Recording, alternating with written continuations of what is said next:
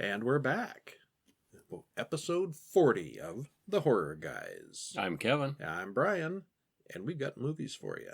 Lots and lots of movies this week. Well, 4 or 5. Yeah, okay. As usual. That's lots, yeah. This week we'll cover the Universal Studio flick, The Invisible Man's Revenge from 1944, the Hammer horror classic, The Two Faces of Dr. Jekyll from 1960, the new-ish movie, It Follows from 2014, and the international feature and part 3 of The Blind Dead, The Ghost Galleon from 1974. And we have a short, too. We do it. We got a really good short this week. Yeah. Yes. Uh-huh. One of the funnier ones. 5-minute dating. So, if you could eat anything in the world, what would you eat for a snack? I'd eat a box of boogers. Eat the booger. Okay. Let's eat some boogers. Let's have some boogers. This is might be just a special edition for Halloween. I don't know if these are available year-round, but yeah. It says looks and feels real. Okay, hope I don't need the scissors because those are under your chair somewhere. Don't need the scissors. That's all right. That's good because they're gone forever. I bet they don't taste real. You know what boogers taste like? That's what I've heard. They're yellow and they're green and they're light green. Huh. Well, the yellow was banana. Pineapple. Or slime apple. Snottermelon. Sour green boogie. And slime apple. They're all kind of greenish. They're not very sticky. You know, you don't have that trying to flick it off your finger kind of thing going on. Authenticity. Are you going to eat that now? Hopefully that's the most horrible thing you'll see all week. Huh. Okay. Well, what do you think? I think they're pretty good. They could be tangier. Mm-hmm. They're awfully sweet without the tang of gummy candies. They're flavored gumdrops. Yeah, they're more gummy, wormy type. They're gushier. Texture. They're gushier. Yeah. No. Gushy implies there's like wet center and Okay, not gushy. Gummy. Yeah, they're fruity gummy bears. Yeah. Very soft. Yeah. Delicious. Okay. Way tastier than real boogers. Depends. Or so I've heard. Okay. Okay, and now on with our movies. What did we see?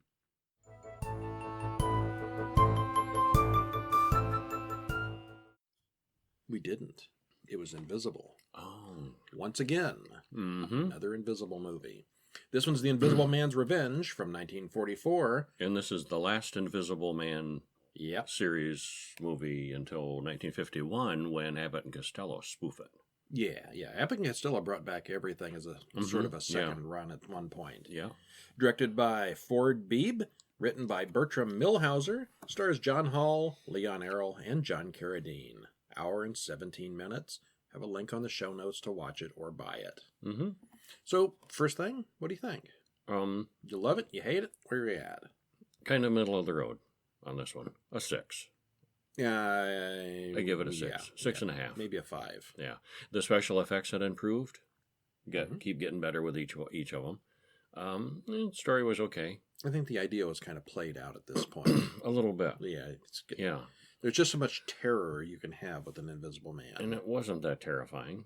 Yeah. This one was seemed like more of a psychological crime drama with invisibility. Yeah. Didn't have a lot of horror to it. Well, most of them don't, really. Yeah. Well, to get into it, a man comes to town smuggled inside a large crate at the docks. He buys some new clothes, but leaves a news clipping in the pocket. Homicidal maniac escapes from Cape Town Asylum, murders 2 interns and nurse in psychopathic ward. And, of course, it includes a picture of Robert Griffin, the man we just met. And this Griffin is no relation to the other Invisible Men, which is weird that they chose that name. But it's no relation. I think it's like Larry Talbot is always the werewolf. I mean, it's just that's always certain him. name. Well, not That's later really on. Benicio del Toro and all those other people. Other people did play him too. Yeah, but it's the same character. True. Yeah. Yeah. And okay. this is the same last name, but no relation. No, nothing. No connection. Yeah. They just weird choice. like, yeah. Yeah. Well, it's like the Invisible Man's Revenge, the Invisible Woman, the Invisible Agent, the Invisible Man's Revenge. None of them have any connections. Well, some of them did. The second one was his son or brother or something like that. Mm-hmm. None of the others really had anything to do with it other than there's somebody who's invisible. Yeah. Mm-hmm. Well, Griffin goes to see Sir Jasper Herrick, who agrees to see him immediately. They were all traveling together in Africa, and a branch fell, knocking out Griffin. And of course, Jasper and his wife left him behind. Irene, yes, they'd been reminiscing about their old safari days. Yeah, they're like old retired. I mean, they're not that old, but they're retired from their adventurous times. Well, they found their treasure. They were done, and now they're rich and living it up. Griffin got amnesia and didn't remember anything for many years, but a few months ago he got hit in the head again and remembered everything. And they think he's dead. They left him there, and now he wants his fair share of the treasure they found. And since they found a whole diamond field, this made Jasper very rich at one point. However, Jasper says he spent most of the money and lost a bunch more in bad investments. Mm-hmm. But Griffin wants it all. All they have is the house, basically, and their beautiful clothes and their beautiful things. And their daughter. And he wants all of it. Yeah, he wants all of it. He wants the daughter, too. They agree to give him everything they have. Griffin starts getting really drunk and dizzy. He passes out, and it looks to us like Irene drugged him, although she doesn't admit it, and we don't really see her do it. Oh, yeah, we do. We do? Yeah. Which is kind of weird, because, everybody should have some drugs handy by the bar, ready to knock somebody out if they have to. Yeah, she definitely did it. Okay, it wasn't. I missed that. Oh yeah, it wasn't booze. It wasn't just booze. It was. Well, I assume she did, but I didn't see it. Okay. Yeah. She does she takes away his evidence and hides it. He has a contract between them. Yeah, and then they throw him out on the street. Handwritten contract. Yeah. When Griffin wakes up, he finds his contract with the Herricks is missing.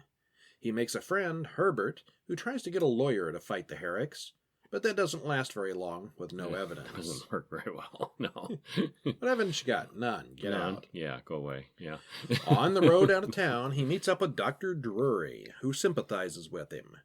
Drury is a scientist and mentions his neighbors leave him alone most of the time. He has an invisible dog and an invisible parrot. Oh, yeah, everybody should, don't they? Well, he's working his way up to people, and Yeah. he's looking for a test subject. Do you know anybody, Mr. Griffin, who would like to be a test subject? And Griffin wants to do it. Yeah. And with a single injection, he fades away. No, and I was wondering, too, with the logistics of having an invisible dog. They have, and this has been consistent in the invisible movies, when they eat something, it becomes immediately invisible. When it comes out the other end, too? Or would you be slipping around in invisible piles on the ground? Where do you think these come from? Cleaning up invisible poo and invisible parrots. They have invisible poo? And, yeah. Something I wondered. This is the first time we've had invisible animals, really. Well, there was the guinea pig in the one, but yeah. But an actual pet dog that he's had for a long time, that he just walks on a leash and is in. It's a slippery spot over in the kitchen that just he always slips on. A neat effect, the harness, floating through there. Drury seems surprised that it actually works. He tells Griffin that it'll last for the rest of his life. Drury expects fame and fortune to follow, but Griffin abandons him. He heads back to the Herricks for revenge. Mm-hmm. He makes Jasper write out an admission of his crimes. There's a long comedic scene where he and Herbert go to the pub and Griffin picks on Mark, Julie's fiancé. They cheat at darts and other silliness. Julie's the daughter. Yeah. Griffin returns to the Herricks' home and insists that Sir Jasper get rid of Mark, since Griffin also wants Jasper's daughter Julie. Meanwhile, Dr. Drury has found a way to reverse the invisibility, and Griffin wants to be visible again. To make Griffin visible again, he'd have to drain the blood of a man, killing him. Griffin says, okay, let's use Mark. And Drury refuses, calling the police instead of Mark. He's not a murderer. But he gets murdered. Griffin ends up using Drury's blood, and he becomes visible again. Mark and the police sergeant head to Drury's house, and Griffin sets fire to the place. Mark rushes in and rescues Drury and the dog. Turns out Drury is already dead, but the dog, however, then goes after Griffin. The Dog's Revenge. The dog can smell invisible people. Mm-hmm. Griffin goes back to Sir Jasper's house, and he insists on taking the keys and Julie. The dog is outside howling. Herbert shows up the next day and wants to move into Griffin's new house. Griffin says he'll need more blood soon because the cure won't last forever. And we don't know how he knows this because he's the first one cured. Mm-hmm. He gets Herbert to lead the dog away. Griffin, later on, is having dinner with Julie and Mark, and he starts to fade away again. So he was right. Mm-hmm. He calls for Mark to come to him, intending to take his blood for more cure. He lures Mark down into the wine cellar, and they fight. He knocks out Mark and starts the transfusion. Meanwhile, the dog drags Herbert down the stairs to the wine cellar, with several men, including the police, in tow. They break in the wine cellar door, the dog charges in through the hole in the door, and the dog kills Griffin. The end. Happy ending for Mark and Julie. Yeah. Not Griffin. Well, this is the last in Universal's Invisible Man series, and it takes an entire half hour before Griffin becomes invisible. Mm-hmm. The special effects still continue to improve, and we see Griffin with water on his face, and then later covered with flour, and both scenes look really good. We're still black and white here. Yeah. Mm-hmm. Griffin looks like a stereotypical movie gangster in this one. He's Yeah. got the little mustache, he wears the hat, and he's kind of gangsterish. And you'd almost feel sympathy for him. I kept having to remind myself, oh yeah, he killed 3 people to escape. Off screen that we never saw. But, you know, I'm getting to that one. Yeah, which I think he really did, but he really did get screwed over by Jasper and Irene. Mm-hmm. He's not, I mean, he's the bad guy because he murdered to escape, but... Well, if it hadn't been for the 3 murders that we were told about off screen that don't make any sense... He was clearly the wronged party. And yeah, he'd be on the right for the most of this. Mm-hmm. We don't know why Griffin was in the asylum or why he murdered those people in Cape Town, since this is never explained. I guess we're just supposed to accept that he's insane, but other than blackmailing the Herricks for what he rightfully deserved in the first place, he doesn't seem especially crazy here. Mm-mm. It's also not clear how or why Griffin would know how to do a blood transfusion.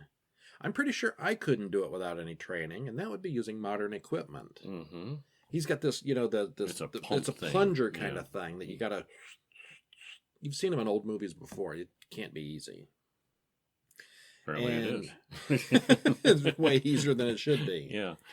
Herbert is played by Leon Errol, and Universal gets their money's worth in this comedic sidekick, but it's too much silliness in an otherwise serious film.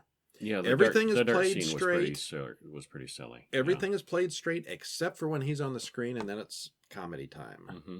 And it's just pure comedy. It's not really even all that witty or anything. Yeah. Fall down silliness. Mm-hmm. This had more of a story than most of the other Invisible films, but the idea had pretty much played itself out, and Griffin spent most of this film visible, only becoming see-through in the middle.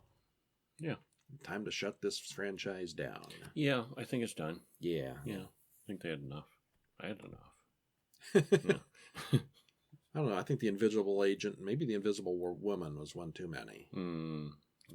I don't know. I didn't mind the Invisible Woman being a comedy too much, but the agent was...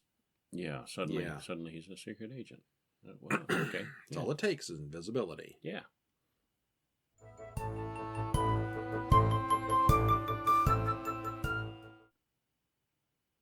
Well, what did you like the next movie, or did you not like the next movie? I'm of 2 opinions on it. I'm of 2 minds as well. Yeah. And 2 faces. Yes. Where we watched The 2 Faces of Dr. Jekyll from 1960. Not titled. Also known. Oh, yes. Also known as Jekyll's Inferno. And not titled Jekyll and Hyde, even though that's what it is. Yeah. Pretty much. Yeah, Jekyll's Inferno because there is a fire later on, and 2 Faces of Dr. Jekyll because... it's Dr. Jekyll's Dr. 2 Faces, yeah, even though one of them does call himself Mr. Hyde as just a kind of pseudonym. Directed by Terence Fisher. Writer is Wolf Mankiewicz. Wolfkowitz? You think that's a real name? I bet it's a pseudonym. Stars, I hope it's a pseudonym. Let's name our kid Wolf Mankiewicz. Mankiewicz. Stars Paul Massey, Don Adams, and Christopher Lee. 1 hour, 26 minutes. Have a link below to watch it online or pick it up at Amazon. Did you like it? It had its really good points and it had its really bad points. I'm going to call this a serious 5. Mm. Yeah. 7.5 for me. Okay. I liked it more than that. I liked it, but it had some bad points. Mm. His beard, for instance. Oh, I couldn't get over that beard. Yeah, it was some pretty bad makeup.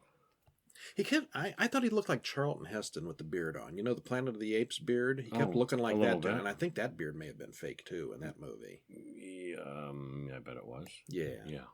Well, this takes place in 1874. Dr. Jekyll comes out of his lab and calls a bunch of children dumb human animals. Dumb human animals. He's got a great bedside manner. Yeah. He's a psychiatrist, and yeah, he calls them as he sees them. It's an institute for deaf and mute children. Those kids that he was looking at weren't deaf or mute. They were both. Yeah. Yeah, they were using gestures to communicate, and they weren't making any sounds. And yeah, Missed that. you missed that. Well, anyway, Yeah. he's a very rude psychiatrist. Yeah, And he Yeah. tells his friend Dr. Ernst that all my experiments are aimed at freeing the creature within. He's recently resigned his position at the university and now works alone on his research. He's clearly also becoming obsessed with his work. He's not worried about ethics, he says. He just wants to find the beast within us in order to eliminate it. He's got the best motives. Mm-hmm. To demonstrate, Don't he they injects a small monkey with his serum and it goes berserk. He says the drug will wear off in 4 hours. And the eventual goal is to reveal only the good parts of a man. Give you the injection and you're suddenly Mr. Nice Guy. Mm-hmm. His wife Kitty is worried about him. She explains to Dr. Ernst that one night he went berserk in his room and she thought even his voice changed. Yeah, it's like he was talking to himself. Huh. Talking to somebody else. Yeah. She thinks his mind may be seriously disturbed, and she asks Ernst if it could be bad enough to have him institutionalized. I've heard you talk to yourself. Can I have you institutionalized? Nope. It might be a little harsh or premature, you think? Nope. Can't. Henry's friend Paul comes over, and as usual, he wants money. We learn that he's also having an affair with Kitty. Paul is Christopher Lee. Yeah. Yeah. And this just might explain the question about institutionalizing Henry. Mm-hmm. Henry asks Kitty to stay home tonight, but she already has plans with Paul, so she refuses to stay home with him. Well, she doesn't admit that. She says, "Well, Yeah. it's a dinner party, and she'll be whoever the hostess is will be. It'll ruin her table if I don't show up." And I do get the feeling you know, it's sort of an open secret. He knows she's not going alone. He may not know No. it's Paul. No, I don't think He's pretty stupid then, isn't he? Yeah. Okay. Yeah. I think he's just kinda really obvious. oblivious. I don't think he was aware at that point. Yeah. As soon as she leaves, Henry shoots up with the serum. Later, we see him from behind as he writes complete success in his journal. The bearded, droning, and boring Dr. Jekyll becomes the clean-shaven and soft-spoken Mr. Hyde. Now, normally you expect, nice-looking Dr. Jekyll to take it, and he becomes a horrible And he becomes monster. yeah. This way, he's got Not this a big monster, old yeah. beard, and he talks really low and slow and sounds kind of boring and monotone and droning. And once he takes it, he loses the beard, he gets all good-looking and starts talking like a normal guy. Mm-hmm. So, kind of backwards. Hyde shows up at the party where Kitty and Paul are. He spots them, and he gets positively nasty to the woman he's dancing with. He sits with them, and Paul is completely drunk, and Kitty dances with Mr. Hyde. And I think that the acting really impressed me. The lame beard aside, yeah, he sells it. Neither Paul or Kitty recognize him. No, yeah, they don't. And it is the beard, and there's eye makeup, and the hair is different. But Do you get the feeling that just the Still- beard went away? I thought he was supposedly gotten, physically changed. a little bit, but I think that was body language and posture. Oh, for the actor, yeah, definitely. It posture was the same better, actor. Same actor, but yeah. But I thought he sold it really well, made it believable that they wouldn't recognize him. Yeah. And I think most of that was his physical acting and his the personality that he took on. Mm-hmm. I thought it was pretty impressive. The other woman that he had been dancing with accuses Hyde of hitting her, and Hyde beats the crap out of the bouncer, which is Oliver Reed in a very small role. Was He he would just have the bouncer, or was he kind of a gigolo? According to the IMDb credits, he's bouncer. Just a bouncer in yeah. the truck club? Yeah, I guess you Okay. could take it as a gigolo. Well, they were kind of... he certainly did seem to be after her to get paid. Yeah, I think they were kind of like, these are dancing girls. Well, we don't know what this whole establishment was. Mhm. Maybe the whole point was you're supposed to pay the girls. For the dances. Yeah. Okay. Yeah. Don't Yeah, know. Not yeah. quite sure on Yeah, that. it was a little unclear. Yeah. She was clearly Yeah. a prostitute, and he wanted the guy Yeah, she Hyde was to pay him. Yeah, she was trying to pick him up for that, and he didn't. Yeah, and he smacked her. And yeah. Hyde would have beaten the man to death, but Paul stops him. He runs out just as he starts to turn back into Jekyll. So Hyde is, a normal guy, but he's kind of a jerk, and he doesn't seem to have any social breaks. Smacking the prostitute who offended him and beating on the guy and would have kept beating on him. Sociopath. What was it? A candlestick that he started beating on the guy with? And Yeah. Yeah, he doesn't have breaks, basically. Yeah. Jekyll confronts Kitty, and he does look more than a little insane. Who are you? Who am I? He repeats several times. The next night, Hyde goes out partying with Paul. They go to a party where a nearly naked dancing girl dances with a huge snake. Hyde really likes the girl, That's quite a especially when scene, she too. puts its head in her mouth. Yeah, that's something. He followed- No innuendo there at all. Was that even a fake snake she put in her mouth? No, That looked real. That was a real Yeah. snake. Yeah. Just a subtle innuendo as she's dancing with this phallic snake. No snake. No subtle there. Yeah, very. She mentions that her snake is very dangerous and even keeps it locked in a special room. Only she can handle it. Deadly poisonous. Yeah. The next day, Hyde goes to see Kitty. He seduces her as well, but she says she loves Paul. Just then, Hyde starts to change and runs off. And apparently, he has a little bit of memory of Hyde and what Hyde don't think he did. forgets. Yeah, I think he remembers all of it. So he knows at this point that Kitty and Paul are a thing. It's like he can't control Hyde, but I don't think he forgets. Yeah, I think he's in there watching. Yeah. Yeah. And he doesn't completely disapprove either. Yeah. Mm-hmm. Well, that's why he's so hard to deal with. He Yeah. keeps coming back, keeps shooting up more. Yeah. Yeah. Henry likes what Hyde's been doing to this point. Mm-hmm. Henry goes to see Dr. Ernst, who says his life is burning up much more quickly than it should. Ernst knows that there's some kind of new addiction involved. Kitty refuses to give Paul any more money, so he dumps her. Paul then goes to Henry, who tells him no as well.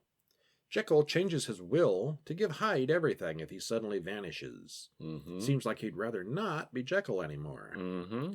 Hyde then runs into Paul at the club the next night. Hyde offers to pay Paul's debts for him. In return, Paul needs to show Hyde all the seedier places in town. All the good times. Drinking establishments, opium dens, clandestine boxing matches, and meanwhile, Paul racks up more and more debt. Fast. Yeah. Yeah. Burns through that money and more. Thousands. Yeah. He offers Paul even more money now to bring Kitty to him. Oh, come on, you've done so much already. What's this little bit more? Yeah. Paul refuses and storms out. He then goes and makes the same offer to Kitty. He'll tear up Paul's debts if Kitty sleeps with him. She laughs at him and he storms out. On the way out, he beats up a beggar, mostly because we need to see him do something bad at some point in the film. Yeah. He takes it out on the... He's angry and takes it out on Kitty and this Paul poor were guy. having an affair. They were cheating on him. They kind of deserved some comeuppance, and otherwise, and the bouncer was rude. He deserved getting beat up. This is the first guy who's gotten anything that didn't really deserve it. Yeah, it was kind of random. And He's just a random beggar. Yeah, didn't like the way he looked at him, and so... Yeah, you got to establish his character as bad, just like the murders in The Invisible Man a little while ago. Mm-hmm.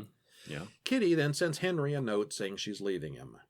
He locks up his formula and vows to never take it again, as he knows Hyde has too much influence over him now. But guess what? He changes the formula anyway. isn't needed anymore. Hyde is strong enough to take over. Yep, Hyde wants out. Yeah. And explains that Jekyll wants to meet Kitty and Paul that night to settle everything.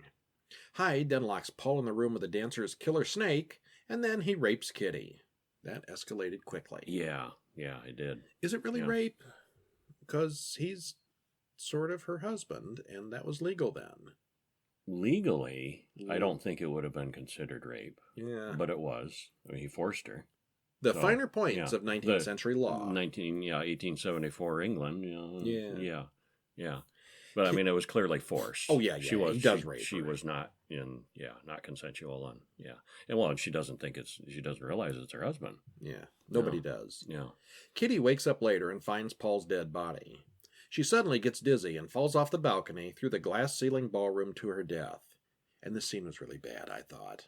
It was kind of She contrived. walks up, she's all upset, Yeah. she's nervous, and she looks down over the balcony, and then she looks around, she looks Gets back really- down over the gets balcony. really dizzy and She sits up on the overcome edge of the balcony, looks down, and it's like she decides to fall through. And it didn't really look like a suicide. It was more clumsy. It just a bad scene. Yeah. Well, and the snake too. Where'd the snake go? Knowing a little bit about snakes, it wasn't a deadly snake or anything. And No. I mean, it's not like a closet. It's a pretty good sized room. And okay, so he locked Paul in with this. It's snake. an evil snake. It wanted to kill Paul. Snakes aren't that fast, or this wasn't a cobra. It wasn't. But anyway, that was a little bit contrived. Yeah. Like, Both his and her death are kind of not really all that logical. A little bit unsatisfying. Yeah. They died for plot reasons. Yeah. Hyde and the dancing girl make love one more time. Jekyll and Hyde then battle each other internally, and in the meantime they strangle the dancer. Jekyll runs back to his lab and has a debate with Hyde again. Jekyll then writes to Dr. Ernst for help, but Hyde threatens to kill the old man if he sends the letter. Mm-hmm. Hyde then shoots one of the servants to provide a body, and then sets his own lab on fire. Hyde runs out to the police, telling the inspector that Jekyll has killed himself and set fire to the lab. And wants Jekyll's Inferno. Yeah, take over and live as Hyde. And Again, the servant that dies is really the only innocent death in the movie. Yeah. Jekyll is then declared dead by suicide. Hyde, of course, then inherits everything, but on the way out of the courtroom, he turns back to Jekyll in front of Ernst, the inspector, and everyone. And that's so embarrassing when that happens. He's all gray-haired and old-looking now, but at least he says Hyde has been destroyed. And, The end. And earlier there was a subtle transformation too, where his old doctor friend alluded to something was going on. He did age up a bit earlier too. I didn't notice it the first time. It was really clear the second It was more time. subtle, but very clear that he'd aged. Yeah, Dr. Hyde takes a lot out of you. Mm-hmm. Mr. Hyde. Yeah. So all in all, it had a couple, some issues, but I liked it overall. The music stands out in this one, and the soundtrack is fairly advanced for a Hammer film. There are many minutes of the film with no dialogue, and the music helps fill in the silence. Mm-hmm. There's even a couple of strangely entertaining dance numbers. Oh yeah, You the got the snake can girl. number was fun. The snake girl is a dancing, but that's fine. But later on, there's this can kind of thing that just seemed to go on and on and on. And what were they doing there? Well, it was well done. Wild times in 1874. Okay. It was that kind of place, and it started out with a chorus of can girls dancing with the frilly skirts, and then they everybody got pretty acrobatic too before it was over. Yeah, and then but the song kept repeating and going on and on while they were upstairs, and the whole kitty falling through the skylight thing and stuff. But everybody was joining in and then doing the can, and it was Jekyll's beard is the worst part of this film. It looks fake from the get-go. Immediately, you notice. That's a fake beard. Mm-hmm. Still, it was interesting that Jekyll is the bearded, somewhat ugly one, and Hyde is the clean-shaven, attractive version. Mm-hmm. Jekyll seems to go out of his way to be emotionless, expressionless, and boring here. Christopher Lee, as Paul, is very much a slacker and playboy here and doesn't seem menacing in any way. Yeah, and I mean, other than being a wacko, Hyde definitely comes across as more of a fun person to hang out with. Well, I think that's always been true in all the versions. Yeah. He's the fun one. Yeah. The surprising thing with Paul's character is that there aren't really any surprises. He's exactly what he appears to be. Yeah. He never really secretly turns evil or anything. He's just gambling drunk. Yeah. It's surprisingly not very violent. With the exception of the murdered servant at the end, the only people who die deserve it. It's funny with all the brothels and dance clubs and stuff they were going to, and I don't remember specifically which one it was, but they come out and there's this protester standing outside with a sign saying "Beware of bad houses." I guess this bad houses. Bad houses. A house of ill repute or dangerous. No, building codes. Bad, like naughty, like bad sinful, houses, yeah, sinful, and down with bad houses. Beware of bad houses. Yeah. Wow. Yeah, that was the brothel. Yeah, actually, I do have a note of that. Okay. Yeah. Beware of bad films. Beware of bad houses. Okay, yeah, it wasn't that bad though. It had its good points. I thought the acting was good. The characters are good. It just some of the situations were a little contrived. A little bit, yeah.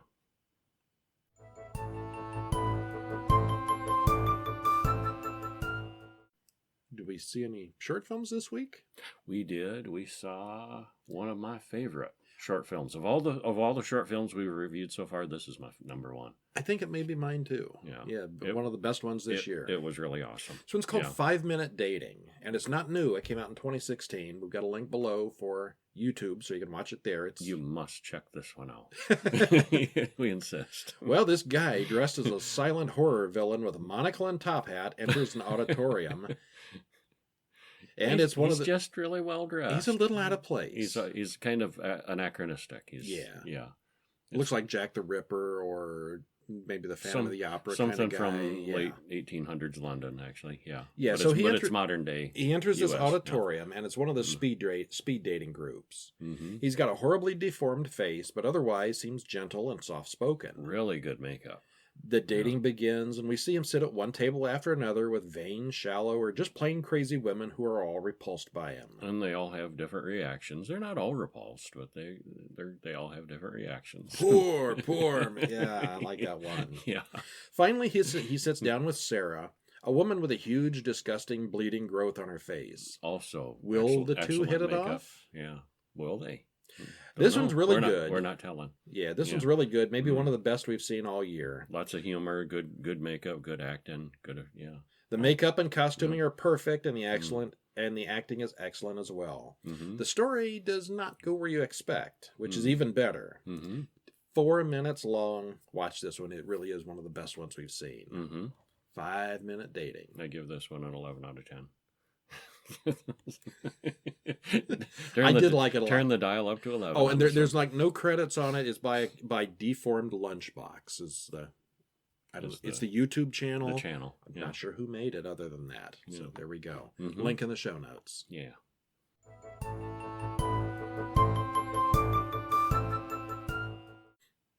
So, what else did we see? We watched some very unsafe sex. It Follows. 2014. The worst STD ever. Directed by David Robert Mitchell. Written by the same guy. Stars Maika Monroe, Keir Gilchrist, and Olivia Lucardi. Hour and 40 minutes. Link below for an Amazon link where you can buy it or watch it online.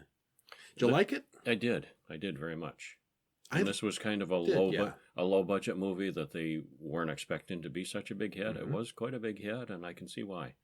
I would give this one an 8. I did like this one. Yeah, it's got some bad points, but it's overall. I thought it was surprisingly good. Yeah, I'd give it an 8. Yeah.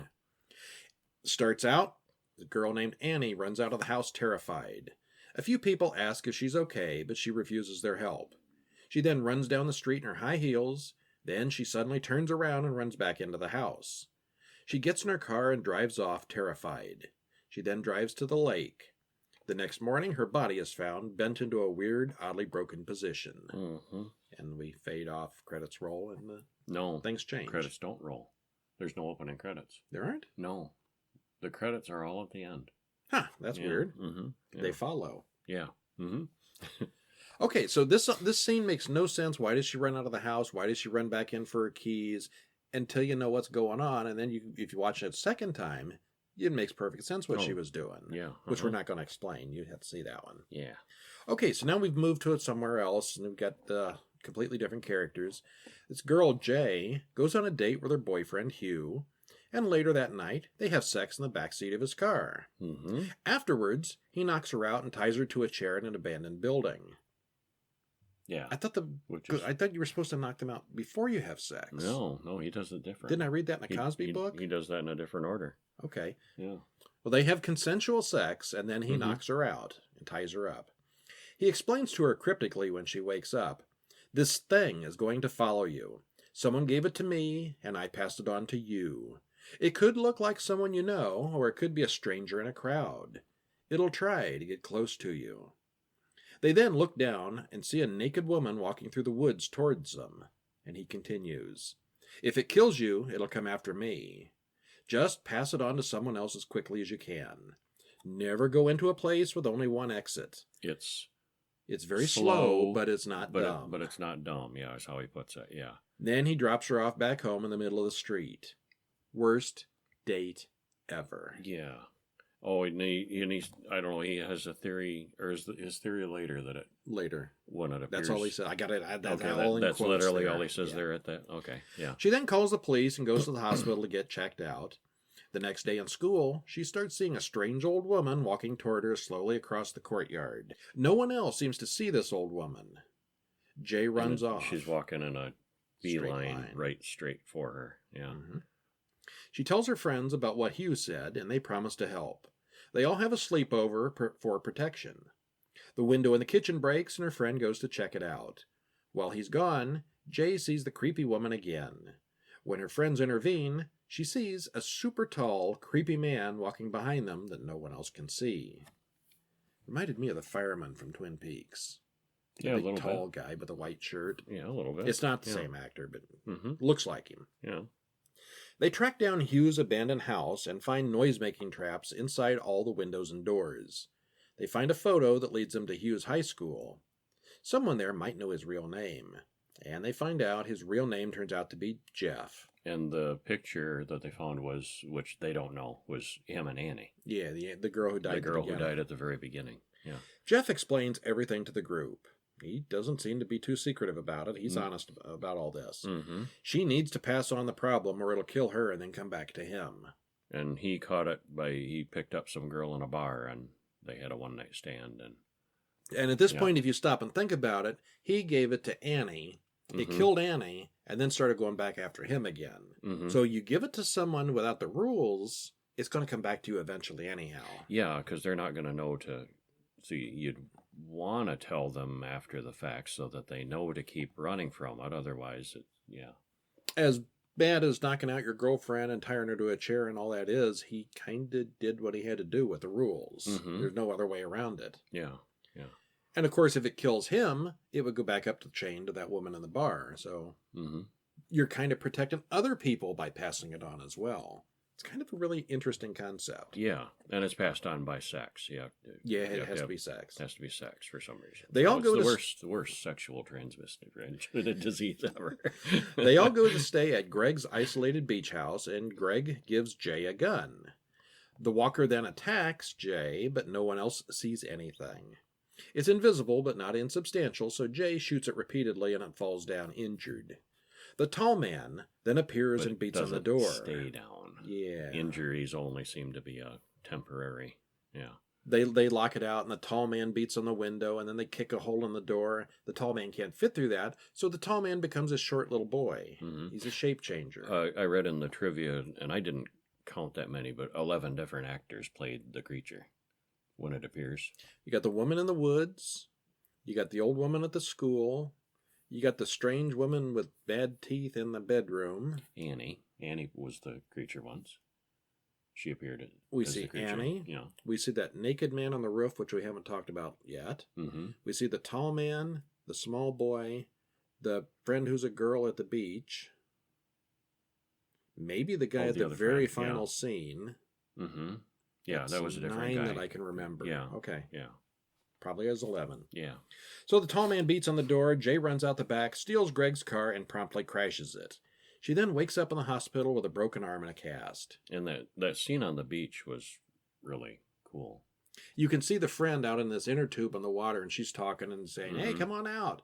And we can see the same friend walking up behind Jay, but nobody else does. And Jay doesn't. Jay's got her back to her and doesn't see her. And and that's a really awesome fight scene, I thought, of a mix of invisible and the creature does have some substance to the others. Creature grabs Jay by the hair, and you see her hair go up in the air. And nobody can see the creature, but it can. There's only some physical. She can see it. Yeah, only she can see it, but there is some physical interaction. So it's not just that only Jay can touch it, or Okay, so not going to explain too much there because that was a really cool scene. She has sex with Greg that night in the hospital. Apparently, Greg's not real smart, but he wants to help. Mm-hmm. 3 days pass, and he doesn't see anything following him. Jay is hiding out, afraid to go outside or do anything. The friends start to wonder if she made up or imagined the whole thing, since nothing had happened to Greg. That night, Jay watches someone who looks just like Greg break into his own house, turn into Greg's mother, and kill the real Greg. Now it's back after Jay again. It then starts back after Jay. She has sex with some guys out on a boat and returns home. Yeah, that's one way to put it off. Yeah. Her longtime friend Paul wants to have sex and take it away from her, but she doesn't want to hurt him. Paul then comes up with a plan to kill it. And this is some plan. It's something, yeah. They all go to the Detroit swimming pool and plug in all their electrical appliances. They got TVs, somewhere they dig up an electric typewriter, hair dryers. They plug all this stuff in the electrical outlets next to the pool. Thinking that... And this might be a good time to point out that the ambiguous time period. Oh, yeah, that's interesting, too, yeah. How they filmed it. There's nothing to tell you when this takes place. The cars are all 70s and 80s. The TVs all have knobs in the front. They're the big picture tube kinds. There was an electric typewriter. And yet Yara, or her one friend, has this device that is it's like a two-screen clamshell that could be like an iPhone or a Kindle kind of device. It's like futuristic yet retro at the same time. Yeah. It's not a real thing. It's not a real thing. Yeah. And there's real no point to this other than just it made it kind of interesting because you don't know when it takes place. Yeah. Lots of retro stuff and modern stuff and So anyway, they plug in all the appliances in next to the pool. Jay gets in the water as bait, and they wait. And they wait. It doesn't go so well. And then it shows up and starts kicking in one appliance after the other into the water, nearly electrocuting Jay. It's not stupid. It sees what's there and knows. Well, it was more because of the short cords. It was throwing she was way out in the pool. Short cords weren't really still plugged in, but it was trying to clobber her with all this stuff. Jay's sister then throws a sheet over it, and Paul shoots it in the head twice. Once you see the sheet over its head, you know where the head is. The whole pool then turns red with blood. It must be dead, right? Sure. Later, Paul gets his reward, sex with Jay. They then walk hand in hand down the street the next day, and we see a strange man walking behind them who may or may not actually be following. Is it following her? Is it following him? Or is it just coincidence? Or is it just coincidence? We don't know. I've heard there's a sequel in the works. Easy enough to do. Yeah. The plan with the swimming pool was pretty stupid and doomed to fail. They got lucky. Jay, we do see Jay go swimming with her arm in a cast not once but twice. I want to know what that thing's made of. Can you normally swim with a cast? No, they're mostly plaster. They break up in water. Yeah. I mean, if this is in the future or something, maybe it's some kind of plastic thing, but there's no indication of that. Yeah, don't know. The concept is pretty good. Something like an STD from hell. And it very much had a Halloween vibe. The original Halloween movie. Did you pick up on that? I'm going to get to the way it's filmed here in a minute. Yeah, the way it's filmed, the soundtrack, the style of it. Yeah. Or maybe it's just another case if you have underage sex, you'll die. Movie of the week kind of thing. Yeah, it looks good as well. Some of the cinematography feels like a YouTube short or student film, but in a good way. Most of it is shot with a really wide field lens, making everything look really big. And I think that's what you're talking about with Halloween. You got the big screen in Halloween. You got the big screen of the picket fences in the neighborhood. You get a lot of that same stuff here. Yeah, partly because you want to look around and see if anybody's walking towards you. Is Michael Myers there? Or the it in this case. Yeah. And it really does make the film look really good. All they needed was some jack-o'-lanterns on the porch and some trick-or-treaters walking around. It's even ambiguous what time of year this takes place. Yeah, it is. They walk. They're swimming in the pool outside, and then they're wearing coats in the next scene. Yeah, it's weird. Yeah. Although the whole thing with the creature is never explained at all, it's surprisingly creepy. The rules as set down here are not easy to beat. If the person on the end of the chain dies, the monster moves on up the ladder to the previous person. You're never really guaranteed safety again. You can find someone to have sex with, but if they don't understand and follow the rules, it's only going to kill them and come coming after you again. Quickly, and And if you don't tell the next person the rules, they're not going to last long. So yeah, it's kind of a long-term chain letter kind of thing. Yeah, you're not going to win with that one. Not long-term. Yeah. Unless you can kill it like they may have done. Or, maybe. Yeah. I liked it. It was very good. Yeah.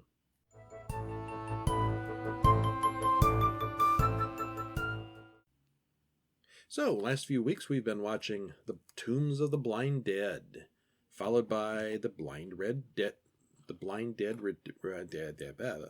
followed by, what's that? It's one of the Blind Dead. It's one of the Blind Dead. It's coming for you. It's got you. It's got you. Ah, ah.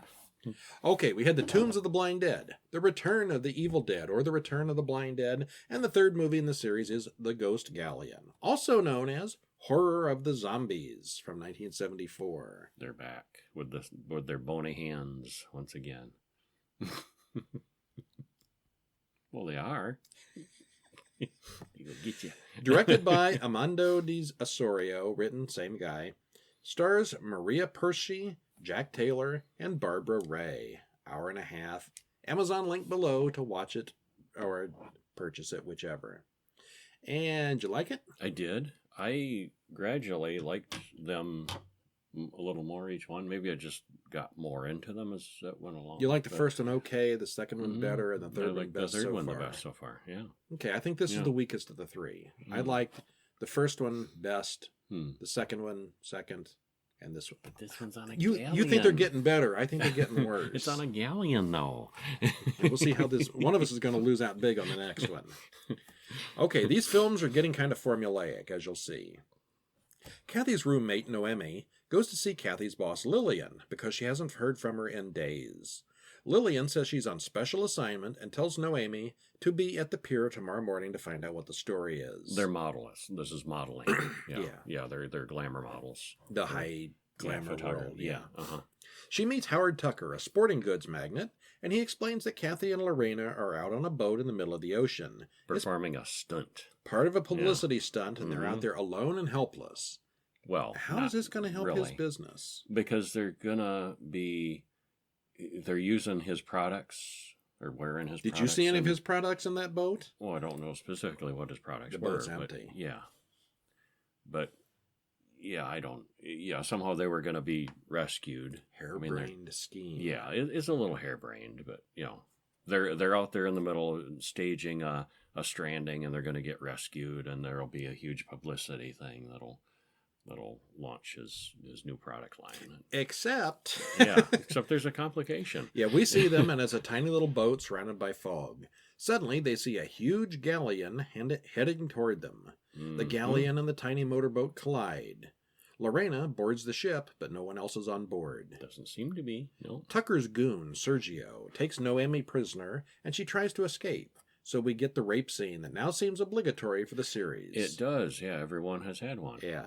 Uh-huh. Meanwhile, Tucker goes to see the obligatory professor, who wants to know all about the galleon. I guess there are some obligatory It's getting formulaic in all of them. He says the girls won't return. The galleon has been seen before, but no one has ever seen it and survived. Well, and besides the obligatory rape scene too, every time it's kind of like, well, they're done, and she's kind of okay with it after. Have you noticed all three were that way too? Yeah. You mean the rape? Yeah. They get over it really fast? Yeah.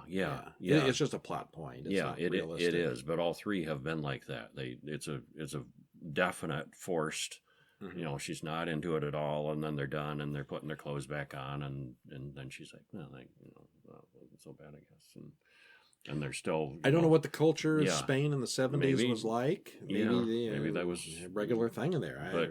In the film. But that struck me as strange with all three of them, too.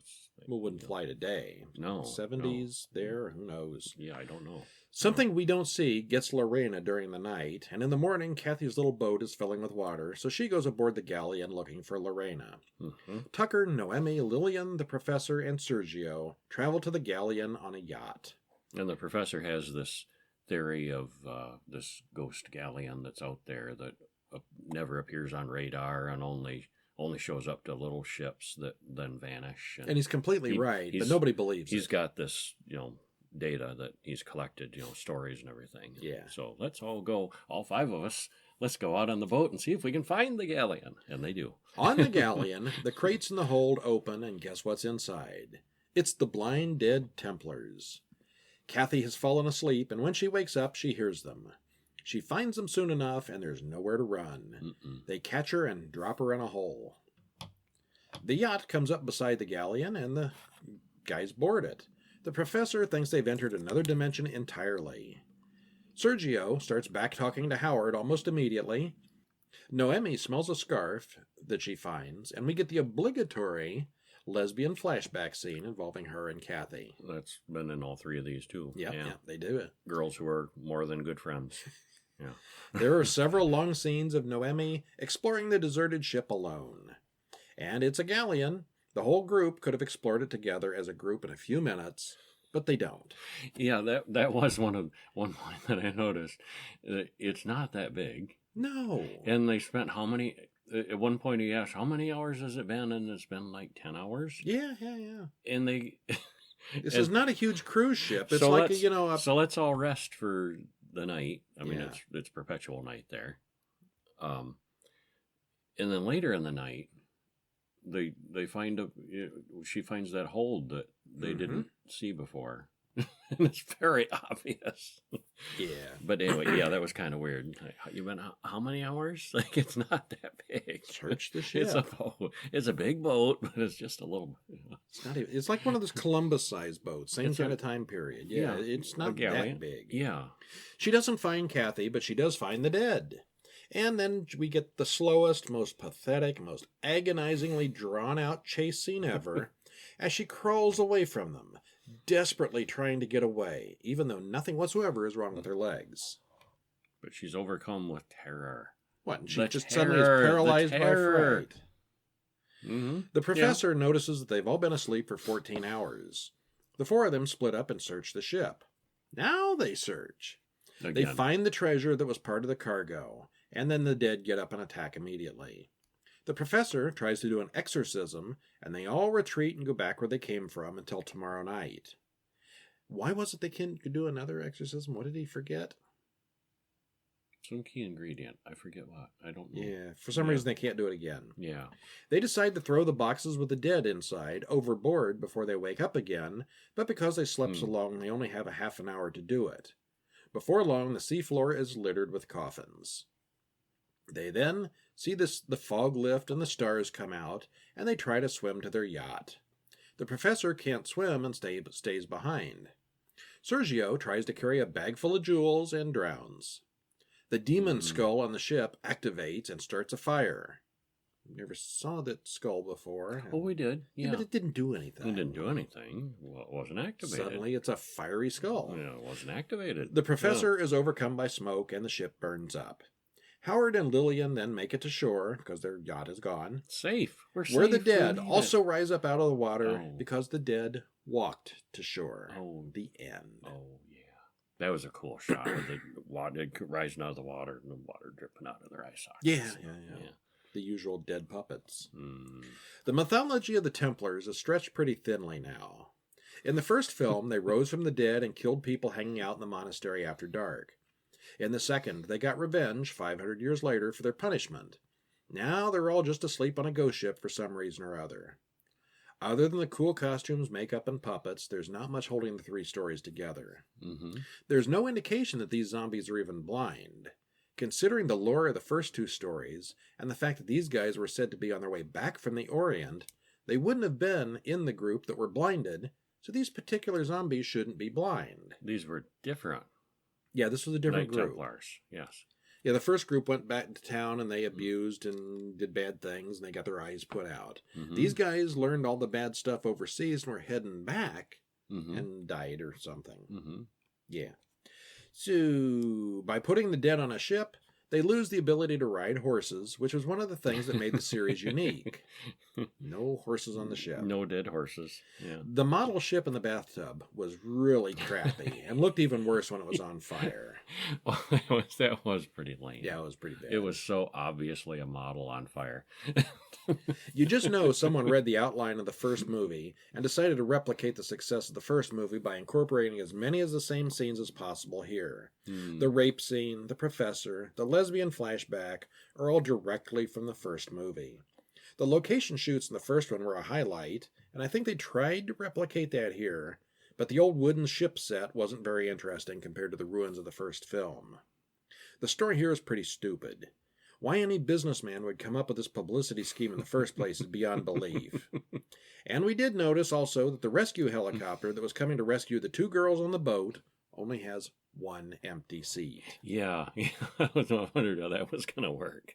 It's one of them teeny little glass bubble helicopters with the pilot and 1 empty seat. She could have, the underside, hang from on. below. Yeah. Maybe he's going to make 2 trips. I don't know. Yeah. Well, that's our show for this week. Yeah. Thanks for joining us. Stop in during the week at horrorguys.com for news and horror updates, to comment on the podcast, or to contact us. Remember, written versions of all these reviews are available on the site, so stop in and read those. And get ready for next week, because we'll be watching some good stuff. We will. Actually, we've got some unusual plans coming up, which I'll tell you about here in a second. Next week, we're going to watch The House of Dracula from 1945. Something like the House of Frankenstein, where they all get together and have a big old party. Mm-hmm. The Curse of the Werewolf from 1961. That's the Oliver Reed one. Mm-hmm. Oh, I saw that a bunch of times on TV in like the 80s. I saw that one a long time ago. You didn't see that at the theater originally? Not at the No, theater. it's before no. your time. No, not when it came out. Return to Horror Hotel from 2019. And Night of the Seagulls, the 4th Blind Dead movie, and last Blind Dead movie from 1974. Mm-hmm. Give those a week and see if your opinion matches ours. And then in the following weeks, we got some different things going. What do we got? Normally, we talk about, standard adult horror movies that are as creepy or silly as possible. We're going to go a different route this year for October. We're going to go with child-friendly Halloween movies. Well, family-friendly. Family Adults friendly, like them, okay. too. Yeah. Mm-hmm. Actually, there's quite a few of these I've not seen. Yeah, So same here. we'll talk about what they're going to be next week. But the next 2 weeks at least will be family-friendly horror movies. Mm-hmm. And also in there, we're going to have a special edition of nothing but short films. We got the Flint Fright Fest coming up here. We're in Flint, Michigan. And we got the big local short horror film Fright Fest coming up on October 12th at the Mott Community College if you're local. And we're going to go to that. We're going to be there. Yeah. Stop in. We're just going to be in the audience, but you'll spot us. We'll be wearing our T-shirts. Won't we? We should. Yeah, For sure. That's Yes. what we got them for. So stop in and see us on October 12th at Mott Community College for the Flint Film Fright Fest. Easy for you to say. We'll have a link in the show notes. And after that, we will talk about one episode of nothing but a whole bunch of shorts, whatever we see there that we like. Mm-hmm. Most of which are going to have YouTube links. We'll see when the time comes. Yeah.